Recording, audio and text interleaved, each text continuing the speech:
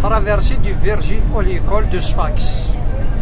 Sfax, un gouvernorat de la Tunisie. D'un climat aride, avec une terre sablonneuse,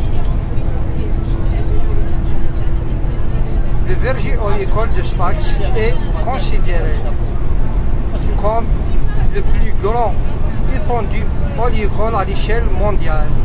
Il détient le record Guinness. C'est une grande forêt d'oliviers qui s'étend sur des kilomètres et des kilomètres.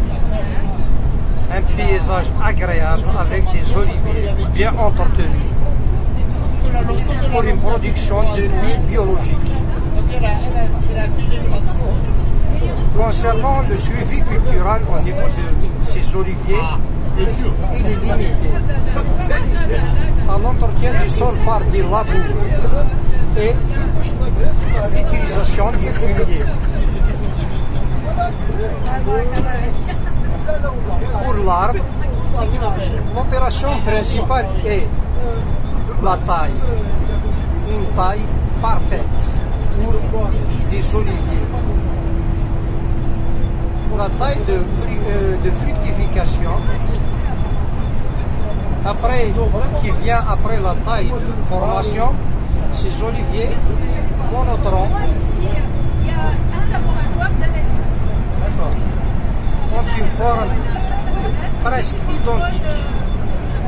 Un tronc principal, puis on trouve des branches charpentières en nombre de 2, 3 à 4 branches charpentières qui portent les branches fructifères.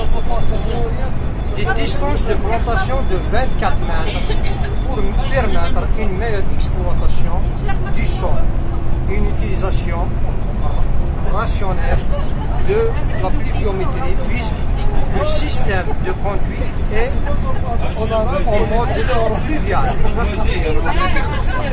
De part et d'autre, on ne voit que des oliviers.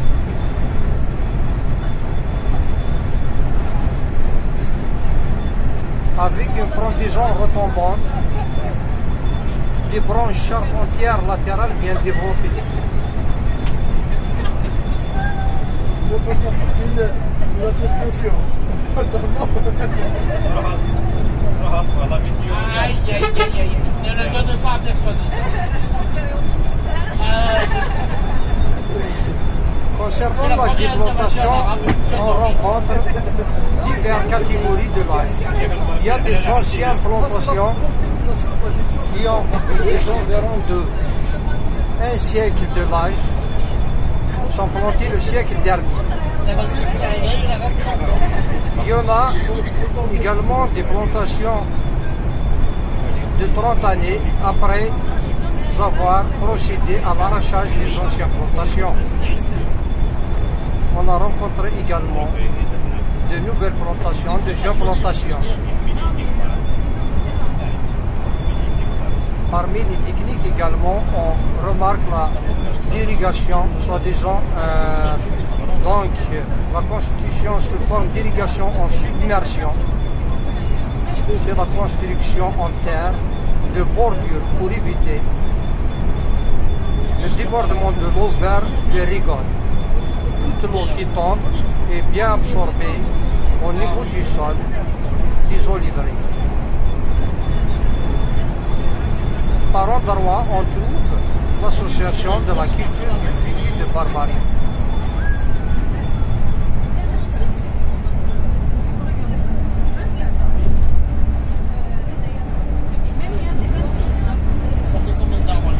Un pays oléicole par excellence.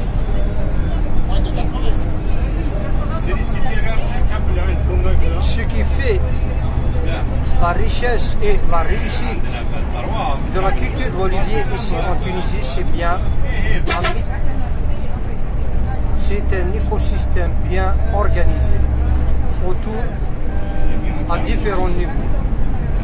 À différents niveaux, donc que ce soit institutionnel, les établissements de recherche, également les associations professionnelles, interprofessionnelles. Concernant la production, il y a production de différentes catégories d'huile, mais beaucoup plus ils essaient de produire une huile de qualité, vierge extra ou vierge, pour satisfaire la demande internationale, puisque la majorité de leur production est destinée à l'exportation.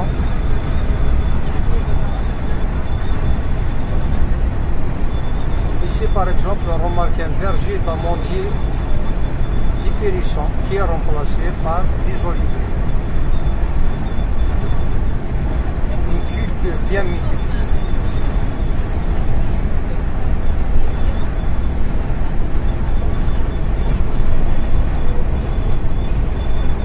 À l'horizon de part et d'autre, on ne voit que des oliviers.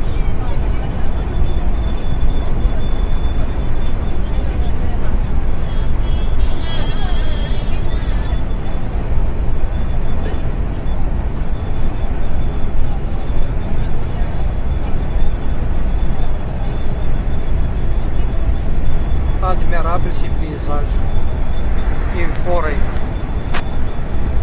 d'oliviers. En plus du rôle de production, il joue un rôle écologique puisqu'il permet la création d'un écosystème et la production bien sûr d'oxygène.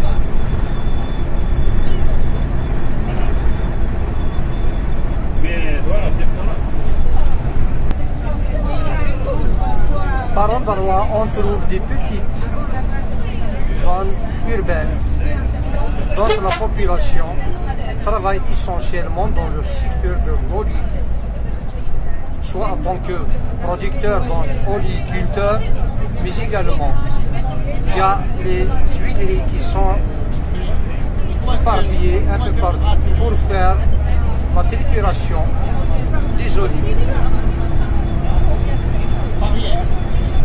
C'est pour cela que l'oliviculture joue un rôle socio-économique puisqu'elle contribue dans le revenu des familles, également la création de l'emploi.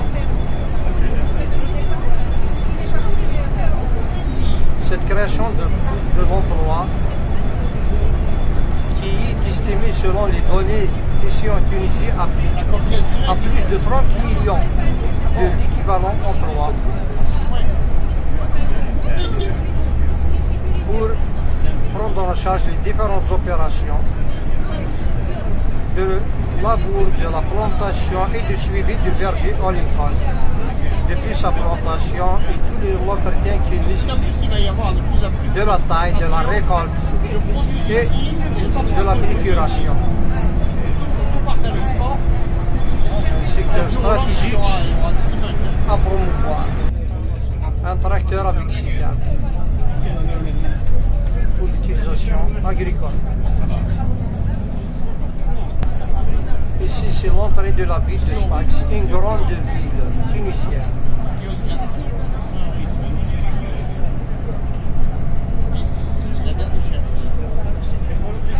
À la prochaine.